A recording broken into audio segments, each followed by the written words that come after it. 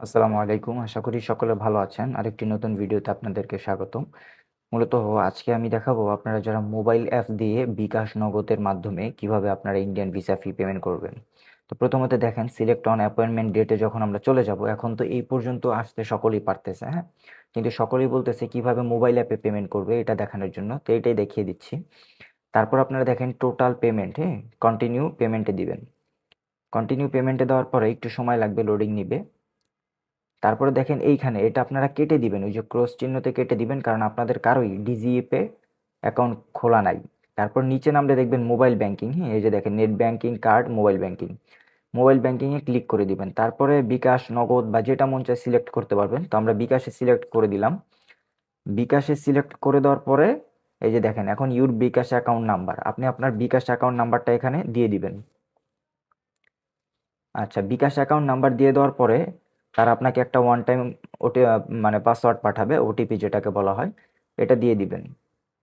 OTP দিয়ে দেওয়ার পরে আপনি আপনার যে বিকাশের পাসওয়ার্ড আছে সেই পাসওয়ার্ডটি এখানে দিয়ে দিবেন। আপনার যখন বিকাশের পাসওয়ার্ড ওকে হয়ে যাবে তারপরে দেখবেন এখানে ভেরিফিকেশন সাকসেসফুল লেখা চলে আসবে, হ্যাঁ? এই দেখেন ভেরিফিকেশন সাকসেসফুল, মানে আপনার পেমেন্ট কেটে নেওয়া হয়েছে। ঠিক একইভাবে আপনারা নগদ দিয়ে, সেলফিন দিয়ে, হ্যাঁ, রকেট দিয়ে পেমেন্ট করতে পারবেন।